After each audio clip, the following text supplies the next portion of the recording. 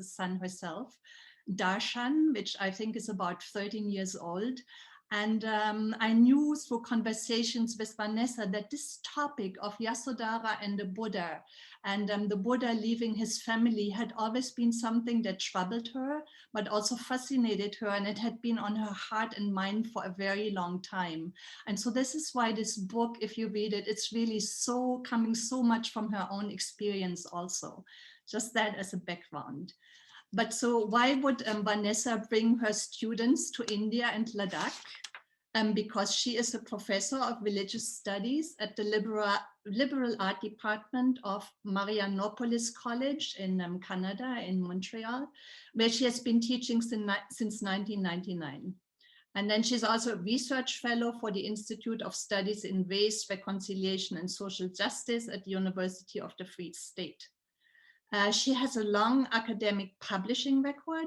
She's also the author of The Birth of Moses and the Buddha, a paradigm for the comparative study of religions in 2007, and also co-editor of Imagining the Fetus, the Unborn in Myth, Religion and Culture in 2009, and also the editor of Little Buddhas, Children and Childhoods in Buddhist Texts and Traditions.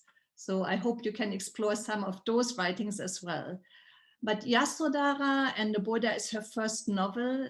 This is the second edition, and she is working on the sequel right now. What I like, what she told me about when she was writing Yasodhara and the Buddha, she got so engaged in writing that she would use any time she could find, even between her classes. And once the students came looking for her in her office because she was writing and she had forgotten to enter her class. So with these words, I turn it over to my very dear friend, Vanessa, to speak to us about your book. Thank you. Thank you so much, Marie. I have to say it's quite emotional to be introduced by a dear friend. It's not the same than when you do it in a cold platform and the person is just reading your bio, but to have somebody as beautiful as Maria, who we've been friends for such a long time. My son's first stuffed animal, she mailed, as soon as my son was born, Maria mailed us a stuffed animal of a penguin, and it became my son's favorite stuffed animal. And so of all the stuffed animals that we came and went, Poplar the penguin was the one that he could never not sleep with, and we still have him, and he's safely tucked away and we can never replace him. So it's a very mutual, deep friendship and gratitude. And so it's very moving to hear all the 20 years of our relation. I mean, little snapshots of it. So thank you. And thank you for organizing this, and to Mountain Cloud Center, and to all of you for coming. I know that you have all just finished an hour of very quiet contemplation. So I know there's something a bit jarring about suddenly speaking after a nice quiet hour like that. So I hope you don't find this too jarring. I hope that you are open to jumping in and to talking as soon as you relax into the speaking world again. I would love to hear your voices and your questions and your comments. And if you're not ready to speak, you're always welcome to just put it in the chat. But I would love to hear from you and to have a conversation more than me just speaking at you, especially with the Zoom setup. It can feel very one-dimensional. And so the more we circle the conversation, I think the more rich it can become for everyone. So I hope that's comfortable for all of you. But thank you for having me. And Ruben, it's so nice to see your face. Hi. And thank you to Peg and Joanna for this. It's very kind. We had a lovely conversation a few days ago where I got to hear a bit more about your community, and we talked about different things that might be interesting for the community to talk about. So I'm happy to go in a lot of different directions. I have some ideas of how to start, and then we can see where that goes from here. Peg and Joanna, do I have an hour just to be clear about timing? What did you schedule? It's 1 hour, yeah? Oh, yes, you have as long as you want. So, but yes, an hour is fine. I think, yeah, so that we don't overdo it. And I know that Zoom can get really tiring really quick. And thank you also to all of you for opening your cameras for those of you who felt comfortable. I'm always bugging my students about that, to try to get those cameras open. It feels more inclusive, but I understand if you're not prepared to, so no worries. Oh no, Chris, you just, now you're just did the student thing and you're like, uh-oh, I'm in trouble. Thank you for opening your cameras, though. It's really nice to see your faces. So let me tell you a little bit about this book that I wrote a few years ago that Maria was around as I had first started it. It was a big departure for me. I thought I would start by telling you a little bit the story of Yasodhara. One of the things that's become quite clear to me giving these talks in all different places is being reaffirmed again that her story is not known very often. And so I think it would be helpful if I told you a bit of the story so that we're all kind of on the same playing field. And then I'm happy to do a few pages of reading if you're interested, and then we can open it up to discussion. Does that work? I realize also one of the things that's really hard about Buddhism, no matter how many years of practice and training you might have in the tradition, is the way the texts work are really unclear. My students are always asking me the same question, well, what's the Buddhist text? Where's the Buddhist Bible? This is what everybody wants to know, is which text do I have to read so I can understand Buddhism? And there's no answer to that. You have a library at your disposal and you have to read all of it. Or you read none of it. Most Buddhists read none of it, actually. So it's very hard to figure out which stories go where and which texts are more important. And it gets really overwhelming really fast. And so then we just get comfortable with our own little nook of texts that we get used to reading, but we can't even place them half the time in the wider spectrum of the literature. We just know we're reading those and we like them, but we don't see how it plays into the bigger picture. So I say this at the beginning because I think it's important to acknowledge this. I think sometimes we don't acknowledge how confusing Buddhist literature is. And that we could be in the tradition for 20 years and still kind of be scratching our heads trying to figure out what goes where.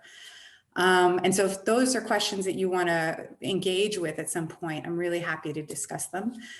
And then in this huge library that is Buddhism, sometimes what I want to do is take my students to my library downstairs in my house and just show them, like, this is just some of, right, just so that they start seeing and they stop looking for that one text.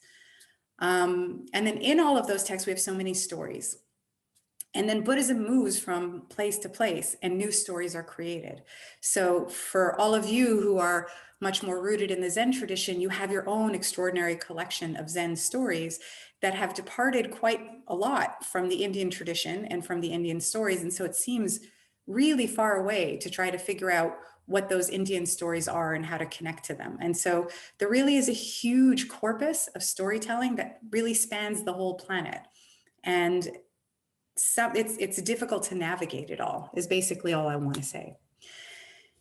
In the Indian tradition, which is the tradition that I specialize in, what I've been doing with my research all of these years is looking at the early Indian stories of the Buddha and what those were. And there are, just in that collection, hundreds and hundreds of stories, right? Which is why it's so hard to keep track of it and why we don't know most of them.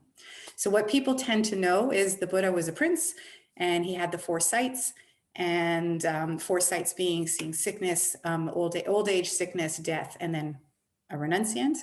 And that this experience completely overwhelms him and he departs the palace and he goes off on his quest to become the Buddha, and eventually he succeeds. And that's kind of the skeleton that most of us know. And then we move on to the stories that are pertinent to our tradition.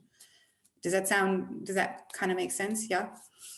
And again, I was telling Joanna and Peg the other day, I'm Egyptian. So our natural state is to interrupt each other at all times. So if you want to interrupt, you are totally welcome. I know it's not culturally comfortable for everyone, but if you want to do it for me, you certainly will make me feel very much at home. So we have that skeleton of the story. But then what we have in the Indian literature is so many other stories that kind of fill in the gaps and the details. And there are different versions of all of these stories. And these are the stories I've been reading for the past 20 years of my academic career. And in those stories, he has a wife, right? And so his wife, and I'll just write it down in case so those of you who don't have the book or haven't had a chance to read the book, her name is often Yasodhara. She also gets known as, and this always upsets me a little bit, she gets known as Rahula Mata. And Rahula Mata means in Pali, the mother of Rahula. So that she doesn't get a name, she's just the mother, right? And so there's a whole kind of conversation to be had around that kind of a title. He never gets called, Rahula's father, she's just Rahula's mother. And so we have this character, and for most of us, we imagine, okay, so he was married and he had a child and he left. And we don't really picture this part of the narrative. But if you start to dig, what you realize is these characters are actually quite important. That there is a whole host of characters in Buddhist stories, and that they have roles to play and they enrich the narrative. And you start to realize that the story is quite dramatic. And then it's not just dramatic, it's also possibly romantic and devastating and playful and fabulous and glittery. And all of these things is in this amazing literature that we've bypassed most of the time because we focused on other parts. We focus on other parts partly because we all have our interests, and the tradition is so big and there's a big library. I think we've also not focused on the fabulous and the complexities of this early storytelling because we entered Buddhism mostly as converts in the West, and therefore really wanted to get straight to the nugget of this philosophy. And we're almost imagining that all of these stories were like cultural traps that we're leaving behind. And so there's very particular decisions that were made to eliminate certain parts of the tradition. But what we left behind was, in my view, and here is just my bias, the best part. The fabulous and the tragic and the comedic and the beautiful and the glittery. I mean, it's just the colorful, the flamboyant. It's all there in the literature, but we just didn't want to read it when we first started engaging with the tradition. But when you start to read it, you realize it's extraordinary. And so one of the things that I found when I was starting to dig around was that Yasodhara and the Buddha were married not just in their final lives together, but that if you read the past life stories, so you guys are all aware that there are these texts called Jatakas. Have you guys ever heard of that term? Jatakas are like, it's a whole literature, right? And every part of Buddhism has kind of created their own. And so we see it in early Indian literature as well as stories of the Buddha in his past lives. And in those past lives, he'll tell you the story. So if you've never read one, he'll like say something happened and this reminds me of a past life story. And then he tells you the past life story, right? And I was a monkey and then I met a crocodile and all of these things happen. And then it ends with the identification part where he says, I was the monkey, Devadatta was the crocodile, right? And like he tells you who was who in the story, right? Whenever Yasodhara shows up, she's his wife. And so whenever we have those identifications, and I just thought that was the most romantic thing I'd ever realized, is that lifetime after lifetime after lifetime, he and her were married. So she's not just, a harem woman or like a stage girl on the side that we're just going to have her there so we could say he was married, so that we're not, because there's a lot of kind of machismo to the early literature. They need to make sure that they present a Buddha who didn't leave the palace because he couldn't get married, or that he wasn't virile and couldn't produce a son. So they want to make sure they create this full picture of a male character who had everything and was capable of everything, and the most beautiful palace and the greatest kingdom and all of these things, and the most perfect wife and a child, and he left it all behind. So you can't accuse him of leaving because he couldn't get married, right? So we could have her as just a character to prove that he got married. Except when you read the Jatakas, you realize, well, if he just needed to be married, he could have been randomly married to random women in all of his past lives. But he's always married to her. And I thought, well, I think we need to pay attention to that. There's something really quite remarkable about that. And then I started to think, it's almost like romance has been outdone. Like Western romance has nothing to Buddhist romance, because Buddhist romance is multi-life. It goes lifetime after lifetime. Ours, we're done in one lifetime and then we're off to the next. But here you have lifetime after lifetime of connection and bond. And it's not just with her, right? He has the same mother lifetime after lifetime. And Devadatta is bothering him lifetime after lifetime, right? So these relationships, these karmic relationships, they go out sideways and they go on forever. And so we're connected to each other and to our important relationships. This is what we're getting from the Indian literature for very long periods of time, including his great love. And so she can't just be some random person. She's got to be important if she keeps showing up like his mother, right? Like the great villain Devadatta, she's important. And then when you start to read the Jatakas, they're amazing. I mean, you have Jatakas where, you know, she's chasing him and he's trying so hard to become a monk. And she's like literally chasing him to the door of the forest, begging him, please don't leave me. And so he's terrible. He's like the worst husband. And he waits till she falls asleep and then he runs away. You have others where she's so beautiful and she gets mad at him for something. And so she takes off into this like secret kingdom of the Kinaris, and he tries to get into that magical kingdom like a Shambhala, and he can't get in. And so he literally moves heaven and earth to find her again. And then he does. And then there are others where she defends him. There was an amazing Jataka I came across once where Devadatta does something terrible to the Buddha. And she's so angry that she attacks him, jumps on top of him, has his head in her hand, and she is about to kill him in revenge for her great love. And the Buddha shows up, this is all in a past life, and goes, no, no, no, it's okay, we're good now. You've caught him, we're stopping there. And she goes, okay, I won't kill him. And she leaves. So she's this feisty, fascinating character in all of these life stories, but she's always there. Sometimes she's pursuing, sometimes she's being pursued, sometimes they're together, sometimes they argue, but they're in this relationship. And I think we miss that. I don't think we paid attention to that, right? And then there was this other little piece that I found. In all of the birth stories of the Buddha, all across the board of the Indian literature, I found this line. And it said that when the Buddha took his final birth, he did it with 7 conatals. It's a very strange thing. 7 conatals, 7 beings that took birth at the same time with him. And then they give you the list of the 7, and they don't explain anything. There's no commentary. It's just this weird habit. And I came across it over and over. So it's not just one random text, but I saw it everywhere. And this line is that Ananda took rebirth. So if you know Ananda, he's like the faithful devotee who takes care of the Buddha, his attendant. His horse that gallops him off into his great departure, Kantaka, he's a mythical, amazing horse who can literally jump over an entire kingdom in one jump, right? That mythical horse was born at the same moment as the Buddha. The chariot driver who drives that horse across to help with the great departure also happens to that birth, right? So all of these key characters in the Buddha's life take rebirth at the exact same moment that the Buddha takes rebirth. And included in that list, also the Bodhi tree, the tree that is going to stand behind him as he achieves. I mean, what an amazing thing to put in there, right? That the Bodhi tree is born at the same time as him.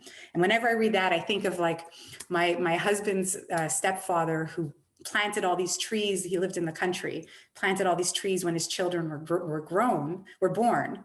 And the pride of seeing all these trees having grown up with his children, right? And then I think of the Mahabodhi tree growing up with the Buddha. It's a beautiful image. And then you have Yasodhara. She also took rebirth at the same moment with him. So now I'm like, okay, this is definitely romantic.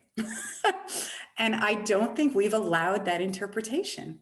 Right now, it doesn't mean it has to be romantic. What I'm suggesting is that we've often looked at Buddhism with a very particular lens for what we needed, usually as Western convert traditions. We haven't allowed for the tradition to speak as a civilization that meets all kinds of human needs, not just philosophical needs. And so what needs do human beings have? They need stories, they need romance, they need entertainment, they need things to aspire to and imagine. We didn't need those things when we borrowed Buddhism here in the West. So we didn't look for them, right? So part of me looking for these things means that Buddhism's at a new stage, right? If I'm looking for these things right now. And what's so amazing is that when I present them, people get so excited and they think, I never even imagined Buddhism had that stuff in it. And it's kind of fun and exciting to know that these stories are there. And so Buddhism gets richer and it gets more layered and more complex. I'll pause for a second because I can talk forever. So I just want to know, does anybody have any comments or questions before I keep talking?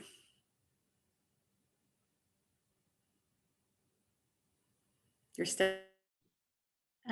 Yes, Vanessa, I should be the one to answer this, but how do these stories, do you know anything about how they get portrayed then in the Chinese, Japanese, or even Tibetan tradition? Are they there as important as in the Indian one? Just unmuting. Yeah, no, that's a great question. And they're there as well. Absolutely. They're there in the Chinese tradition, in the Japanese, in the Tibetan. The Tibetans they went wild with some of this stuff, right? So we see this stuff across the board. It's certainly there in the Chinese tradition. So it's not like we get this as a source in the Indian literature. It's very Indian in style. So the more you learn about Indian storytelling, the more you realize the quality is very kind of matches with things like the Mahabharata, if you know what that is.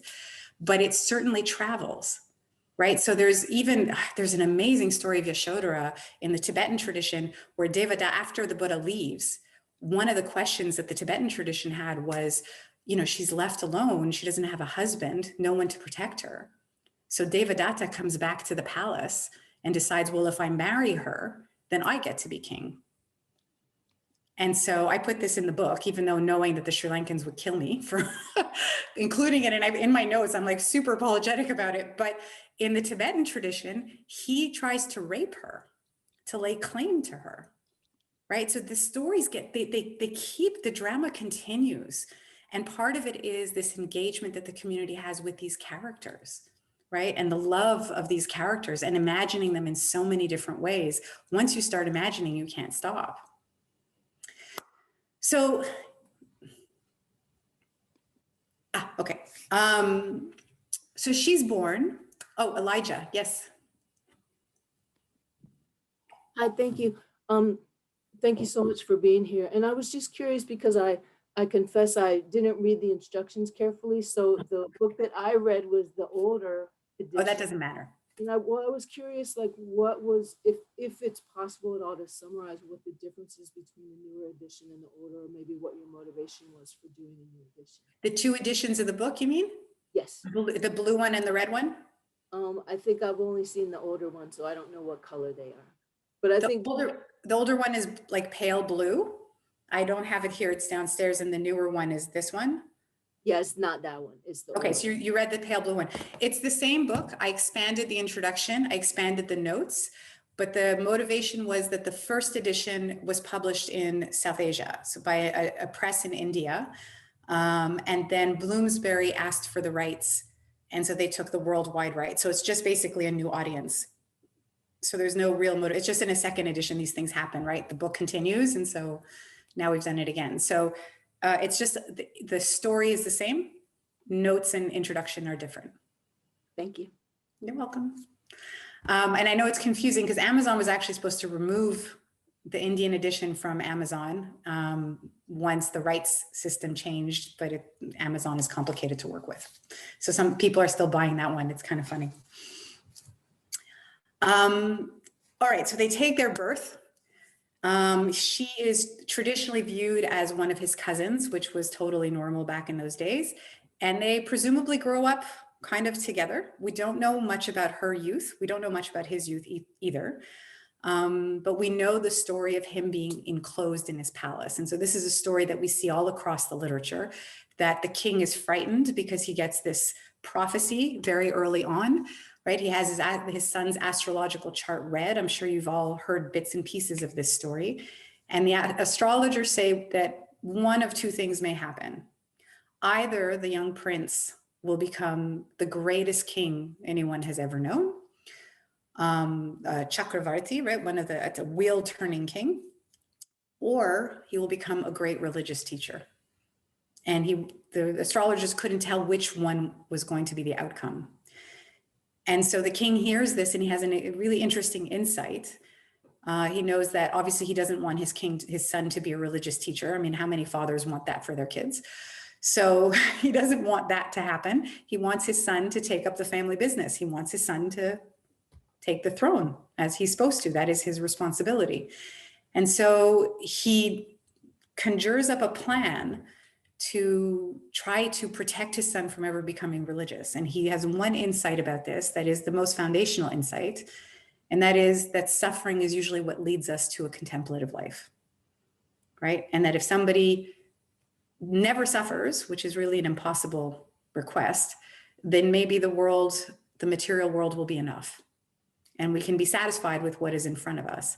But the moment the world starts to disappoint us, which it invariably does, we start to wonder, is there something else for us to be investigating? And so he figures if he can spoil his son rotten and never let his son suffer, then his son will never become contemplative, and that should do it. And so he raises his son in this prison that is the palace, with every pleasure at his disposal. And one of my favorite lines from one of the early Indian texts, and I always point this out to my students because it really strikes me as odd considering how we live today. In one text, it says he had so much, he even had different kinds of rice to choose from. And I think, yeah, I think we've like really bypassed that. We have like 50 different kinds of butter now. So it's a very odd thing to consider what abundance meant versus what abundance means to us now and how different our world is. But nonetheless, he has multiple kinds of rice. He has every kind of piece of clothing that he would want. All the sensual pleasures are met the moment he has a desire. And so included in this, in the early Indian literature, this does shift a bit as with time, that he gets a little bit more prudish. But in the early Indian literature, he also has all his sexual needs met. So there's a whole harem of women at his disposal. The second he shows interest in that, he has gardens to walk through. Everything you can imagine somebody wanting, he has. And he lives his life this way. Eventually, he has to get married. And a lot of texts just say, so he gets married. He chooses one of his harem women, and that's Yasodhara, and move on. But then if you look better, what you find is that their wedding is so much more romantic than that.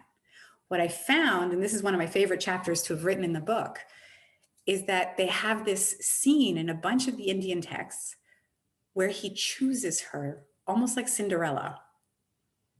And I'm sure you guys can all tell at this point, I'm a desperate romantic. So I'm looking for this and I found it. Other people look in the literature and they find other stuff. And that's what great literature is that we can all look at it and see the material that we're looking for, right? So what I found when I started digging around was not great philosophy, nothing about renunciation. I'm so done with that. What I found was this very romantic scene where all the women are summoned from all the land of Kapilavastu, right? His kingdom. All the maidens are summoned. Doesn't this sound familiar? And they all show up all beautifully dressed to present themselves to the future prince. And he has a huge casket of treasures, and each woman presents herself to him and he gives them a treasure. He gives them a jewel, right? And so he's just giving these jewels to these women, and they're all hoping that they're going to be chosen, just like the Cinderella story. But he doesn't choose them. The last woman in the line is Yasodhara, obviously. And so she shows up and the casket has emptied. She was the last in line. And so there's no more jewels left to give.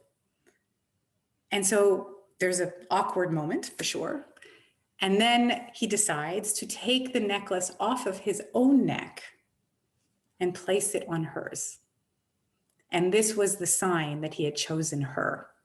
And I'm like, I'm done. This is amazing. This is the literature I was needing in Buddhism, right? I was all good for philosophy in my 20s. Now I need the romance. So I get this. And I think this is extraordinary. This is so beautiful. This is so romantic. And it also gives us a sense of the quality of his renunciation, right? Because what these stories do is not only tell us that the literature is fabulous and wonderful and multi-layered and all of these things, but it tells us that he also renounced not just a great palace, but a great love story, right? If he didn't care about her, his renunciation of her wouldn't matter. And so it has to be the greatest love story for him to then walk away from that, because it's the greatest renunciation. So he chooses her. I found a Sanskrit text where he gives her a ring instead of a necklace. I put this in my notes, and she looks at him and she says, "Is that all I'm worth?" I was like, I said, I'm hooked. I love this woman. So it's like this literature is really quite great, and it's playful.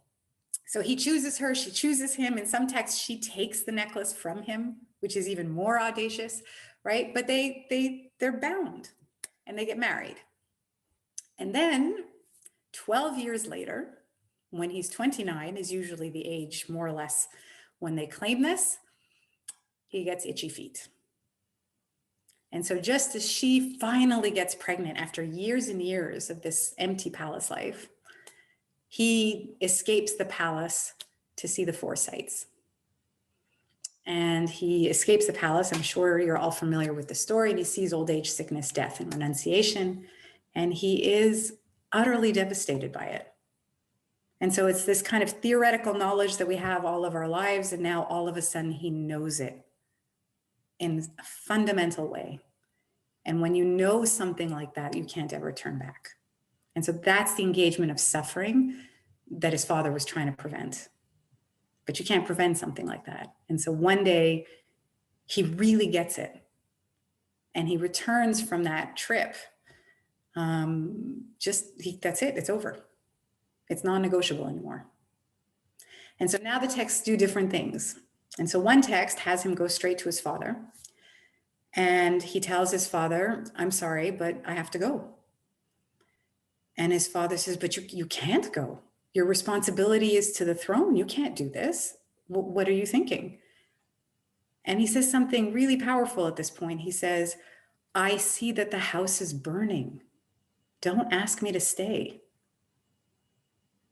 And the king has no response to that. But he's like, but you're supposed to stay. He says, but it's on fire. You can go too if you want, but I'm not staying in a burning house. Right? So it's a really evocative, powerful moment. And the king is kind of lost to that. In other texts, he goes to see her. And he goes to the door of her bedroom. And this one scene in particular really affected me like the conatals, where he goes to the bedroom. And it turns out, we find out, that while he was out for the four sights, discovering this theory of suffering, she was giving birth. The same night he goes for the four sights, she's giving birth. And so she's experiencing suffering while he's thinking about it, which also seems like there's a parallel to their lives, right? She's not just some random character. She's living his life with him in some kind of fundamental parallel way. And so she's going through suffering and she gives birth to their son, who becomes Rahula. And he comes to her room and he finds her sleeping with the newborn in her arms in bed. And he stands at the door of the room and he thinks, this is the part that really kills me, is that the text says that he thinks to himself, if I reach out to touch my son, which is obviously what he wants to do, he finally sees his son, she will wake.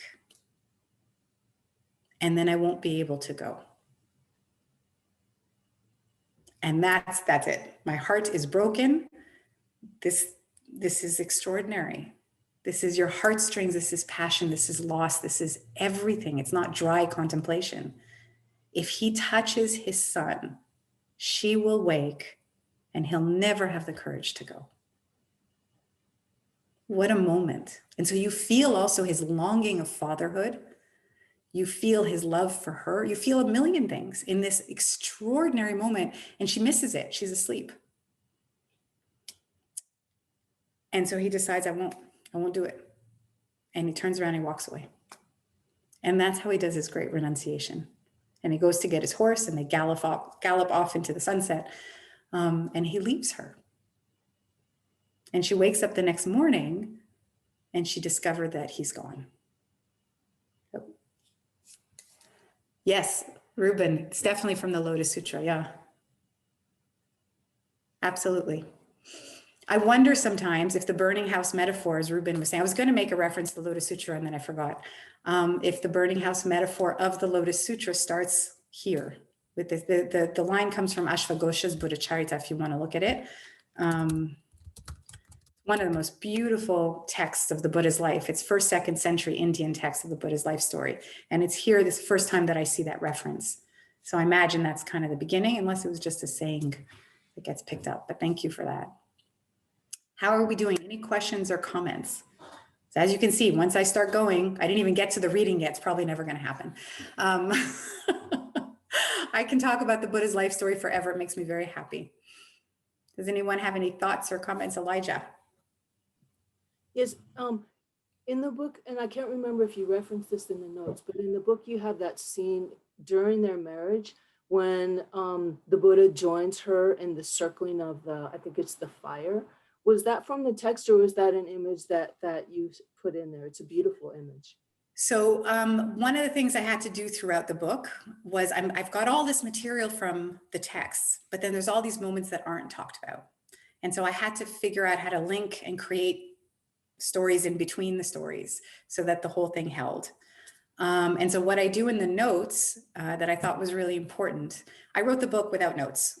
I started with footnotes, and then I realized I was thinking too much like a scholar. So I was like, okay, no footnotes. So I wrote the book as a novel. It took a long time to figure out how to do that. And when I was done with it and I had a publisher, then I went back and I started putting notes in for each scene so that the readers can follow and can have a feel for what comes from where and what I made up. So people can think about it in their own ways and evaluate for themselves what they want to do with all of it, but not to leave it as just this kind of authoritative, this is the Buddha's life. It's not. It's bits and pieces sewn together, as it always is. So in their wedding scene, what you have is the choosing ceremony shows up in a lot of texts where they choose each other, as I described. Well, we don't have any scenes of their wedding. So I created a wedding scene based on Indian wedding scene, you know, how Indian weddings are traditionally performed, still to this day, and kind of linked it. The thing is that normally the woman walks around the fire without the husband. Him adding himself is something I was being a little rebellious. Any other questions or comments? Valerie, I see your mute keeps coming on and off. Did you want to say something? Yeah, I loved your book. I finished it early this morning. Oh. And there was this scene where he sees the renunciate, the sage, that you set apart, and just this line, the love I see in you, that is the love I vow to become. And I found that very touching. Yeah, somehow in linking together all these stories, you've really conveyed the spirit of this love. It touches us. Really was appreciated. Thank you. I wrote it sincerely feeling full of love, and I still feel that way about these stories. And I want people to experience how full, like the whole human spectrum is there. So I'm really glad that worked for you. And it also is what we hear so much about the Buddha, or imagine that people saw him and just recognized something in him and followed him just for that, to become that. Thank you. I'm telling the story because I wasn't sure how many of you guys had read it. And I thought by telling it also we can discuss it. And so I don't know if you want me to talk a bit more about the process of writing, or if I should keep going with the story. What would you guys prefer? I just assumed, like my students, nobody would have read the book, but I think that was probably wrong. Vanessa, I have read the book and I love the mix of romance, but also deep spiritual insight in the book. So it's this most fantastic mix of the two. And even though I've read the story, I so much enjoy listening to you talking about it. I think it makes no difference whether we read it or not. So I would say carry on. That's my point of view. Okay, so he has this moment, he sees her, he doesn't have the courage to wake her up, and he leaves.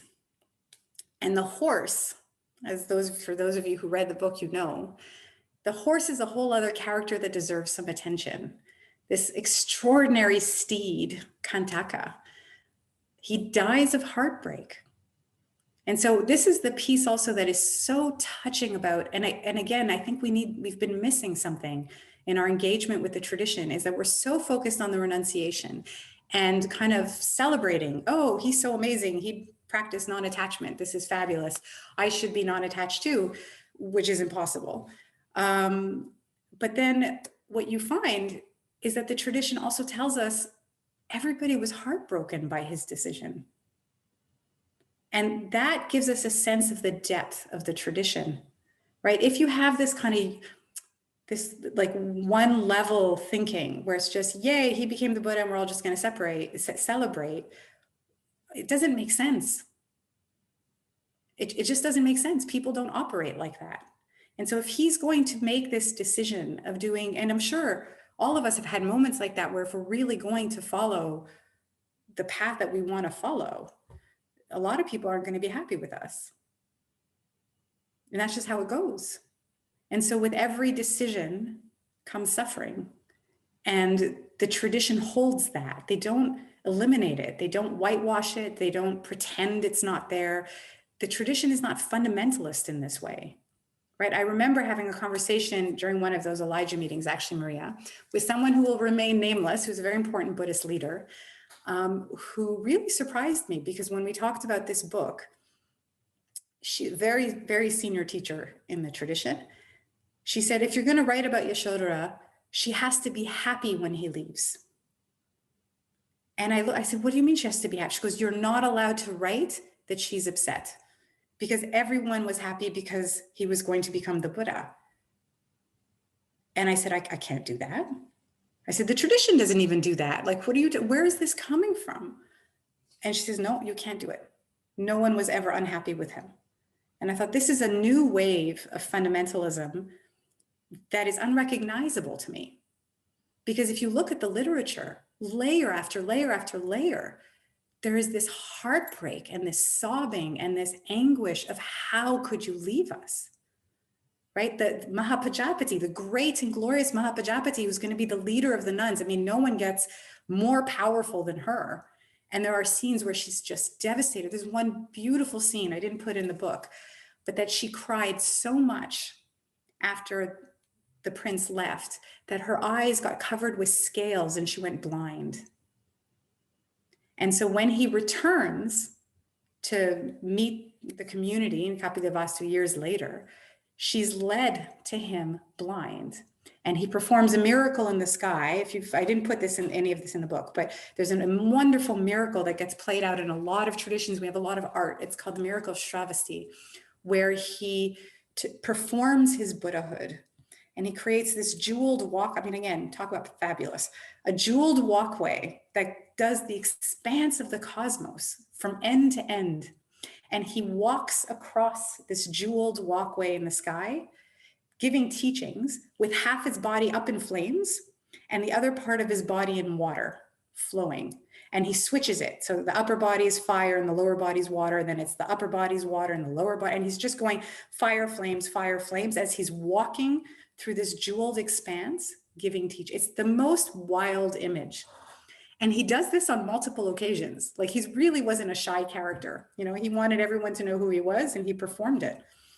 And so Mahapajapati goes to see him when he returns, and she's covered with all these scales. And Yasodhara is the one who's holding her hand. And so you have these, like, all these men who are bowing and getting their teachings from him. And it's a very masculine universe. And here you have Yasodhara and Mahapajapati together. It just seems like a little bubble to me of these two women who approach. And they stand under the jet of water that is pouring out of his body. And Mahapajapati puts her head up, and Yasodhara rinses her eyes, and she can see again. And it's just this gorgeous little moment of these two women taking care of each other in this big story of drama. They're just figuring it out, and they didn't ask anyone for help, and they were cleansed by his miraculous presence. It's such a beautiful, and there's no commentary. It's just a scene that is kind of offered, and then the text moves on. You know, but it gives us this little moment of women's presence and how they took care of themselves. And it gives you a sense of all the tears she cried. And Yasodhara cries, and Yashoda rails. I mean, there are passages where she just screams at everyone. And so for those of you who read the book, the scene where she attacks the chariot driver in the stables, this comes directly out of the literature, where she attacks him. She says, how could you take him away from me? Didn't you tell him about me? Which is just so heartbreaking. Like, didn't you remind him he had a wife? How can this happen? And he doesn't, he says, I did. I told him, I told all your glories and all of your qualities, and still he left. And then he begs the Buddha, please let me at least go with you so that I can protect you in the forest. And he says, no, I'm going alone. And he gives him all the jewels, his crown jewels, and he cuts off his hair. He hands everything over and he says, take this back to my father. Goodbye. And Channa is beyond himself. And Kantaka doesn't want to return. And so in some versions, Kantaka just dies right there in the forest. Right? I mean, just dejected, and the king is devastated. Mahapajapati's eyes are covered in scales. The whole kingdom is devastated by this loss. And the tradition doesn't, that's why I couldn't understand this teacher's response to me saying, you have to make her happy. I'm like, the tradition doesn't make her happy. The tradition engages with loss. What is Buddhism if not a tradition that engages with loss? And it does it in its story. And the loss in this case is the Buddha. Now, he's not the Buddha yet. He's the Bodhisattva. But it's him. It's this character who's trying to do something so Herculean, so tremendous, that it cuts everybody. And that's what this is. And in some ways, it makes his story so much more heroic, but also so complicated. Yeah. One comment, Vanessa. I see sometimes Tibetan teachers, you know, when the new reincarnation is found, this little 3-year-old boy, and that boy is taken away from the mother. The tradition says if the mother rejoices, it means that she is already a very high and enlightened being herself, because she sees the goodness for her son and lets them go without so much trouble. So there is part of that in the tradition. As a mother, you have to surrender that child with joy, because you know that he's going to help to enlighten other beings and so on. So it must have developed that way. And it's very interesting that in the early Indian tradition, these more complex and more honest feelings are portrayed, because later on that doesn't happen anymore. Well, but you do, I think that's a beautiful comment. And I think you do have this idealization that happens. And that's just part of time kind of playing its, you know, we start to clean things up that were a little bit raw at the beginning. But I think also you have in the East Asian tradition such a sense of filial piety. So you have all of these traditions of sons becoming monks in order to repay their debts to their mothers for having taken care for them. And that will help them because they're attached, right? And so the karmic merit of the son becoming a monk is to help the mother that otherwise is stuck, right? And you have so many of those narratives as well. You have the stuff, I don't know if you ever came across the stories of Mulian, like Moggallana, saving his mother. Of course, right? That's very important, of course. Right, so that scene, that's so she can't do it on her own. So she needs him to save her, because mothers are paradigmatically attached. And that's one of the hardest things about Buddhism. But that's also in the Chinese tradition, this is to justify why sons can become monks. Because originally in the Confucian tradition, that wasn't allowed. It was unfilial not to be married and have children. And so the Buddhists came up with this idea, but if you are a monk, you can help your parents in the other world. And so that worked then. Perfect. But it means that these relationships are still complicated, right? So they're trying to fix them, but it shows that the depth of these attachments, they're not going away. So we're trying to find ways for you to practice the tradition and heal those attachments or repay that, but we're constantly in the struggle of these relationships. I think one of the most difficult things that we've done in the West is that we've taught Buddhism on such a high level, so like almost like puritanically, with this elitist philosophical discourse, that it's just made our relationships almost impossible. And what you see, certainly in the Indian tradition, is that these relationships are ongoing, right? I mean, the Buddha's circuit, the people who become monks, who follow the Buddha, they're all his family members. right? And when Mahapajapati dies, to give you an example, the Buddha is the one who kind of does her eulogy. And he presents her as this great mother who took care of him and honored him. And he mourns her and he speaks at her funeral so that he's still her son.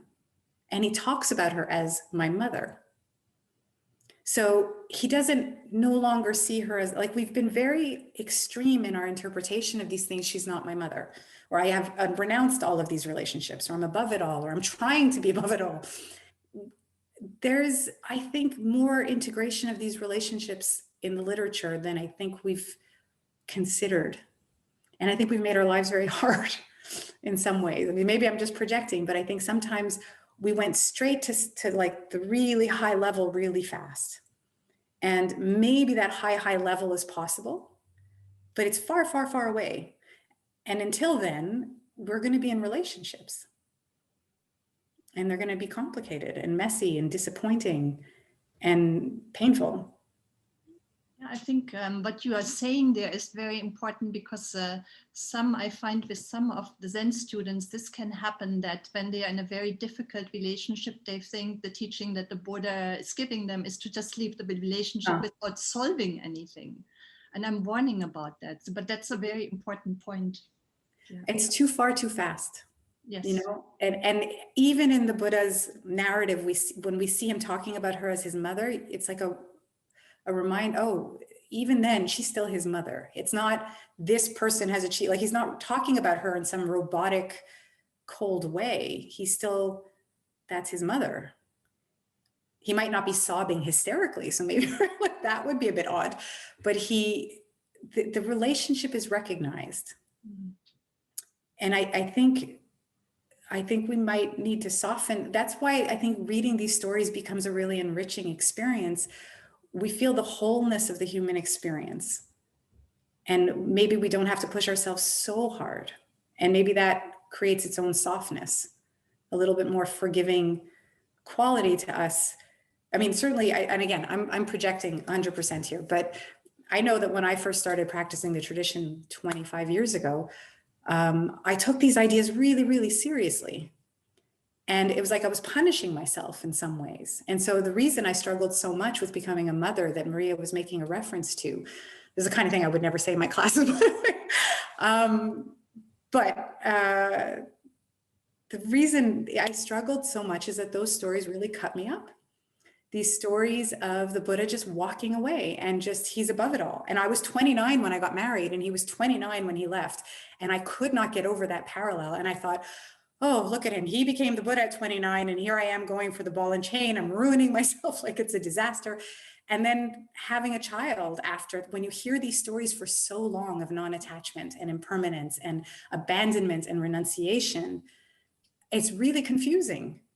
And there was no space for me to, as much as there was space for me to be a layperson on some levels, there really wasn't, because the ideal was renunciation. And so as a layperson who was married, who still is married and has a child, I didn't understand how to place myself in that. And every teaching I heard didn't really meet it in any kind of honest way, because the real point is this.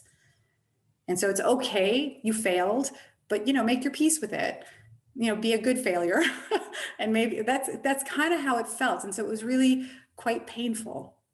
And to engage with this literature and realize, oh, maybe we've been way too hard on ourselves, and how we've kind of been the typical zealous converts, you know, where we've gone gung-ho and lost some softness along the way. But I certainly didn't think that there was much space for being bound in a relationship to my son or to my husband.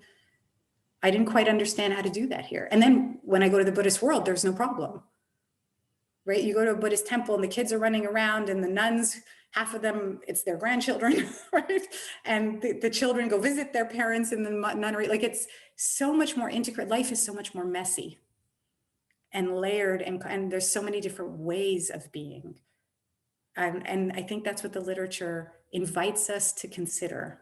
And so I'm not suggesting that this romance that I'm so desperate to show you is the only way to read the story. But I think it is one way to read the story. And I don't think we've had much space to consider reading the story that way. And what does it do for us I guess that's really my question. What does it do for us when we allow ourselves to read those stories? What happens when we read those stories?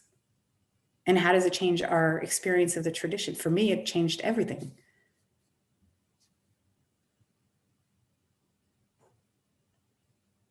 I think I just naturally stopped at the 1 hour. I'm like well-timed, like a pet. And Vanessa, I think the same Buddhist teacher you mentioned before wrote her dissertation on exactly this problem of the nuns' ordination rules. Is it? Yeah, I think so. Mhm. Oh, wow. I didn't know that. Yeah. And as you know, well, we know who we are talking about, but also to defend her in a little way, she recently... Oh, wait, you're talking about, wait, say that. Yeah, Bhikkhuni, of course. Oh, yeah. No, I did know that. Yeah. Yeah. Mhm. Yeah. I got it right? That's her. But Yeah, for yeah. her... She has 2 PhDs.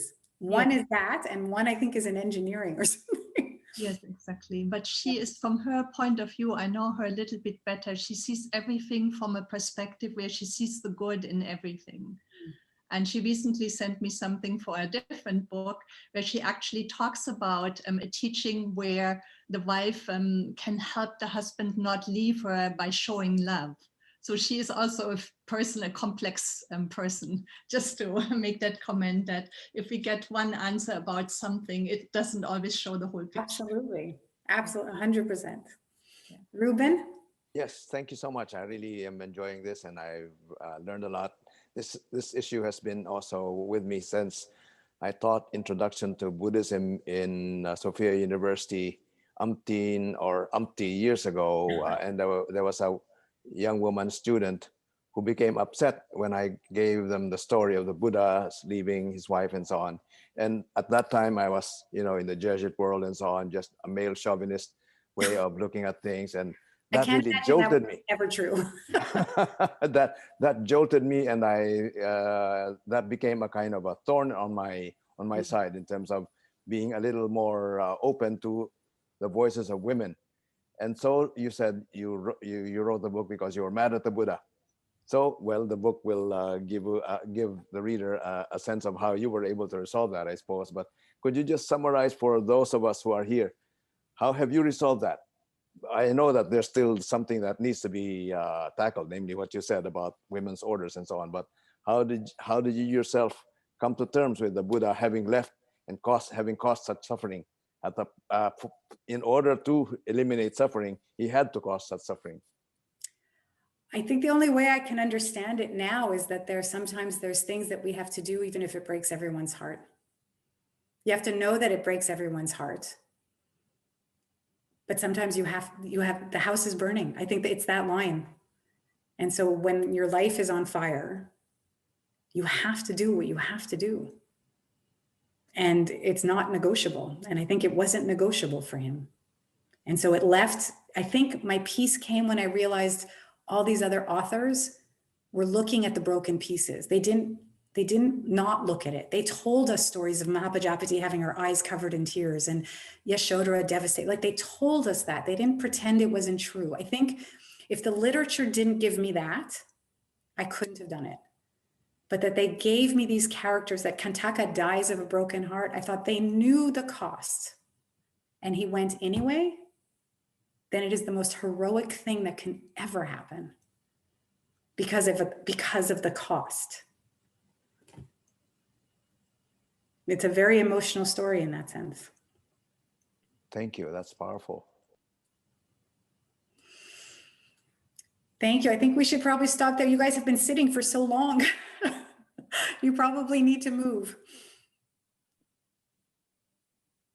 Thank you. Thank you. Would you like to close, Valerie? Yeah, Valerie.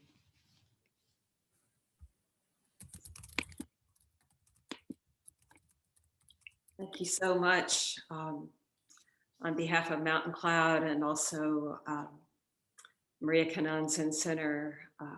Thank you, Maria, so much for bringing Vanessa to us. And Vanessa, such a lively and enlivening conversation, really opening our minds and opening our hearts. So deep thanks to you. And yeah, gratitude all around. Thank you, everyone at Mountain Cloud, for this. Thank you. It's been such an honor. I'm really, really grateful that you took the time. More to come. Say hello to Darshan, Vanessa. I will. I will.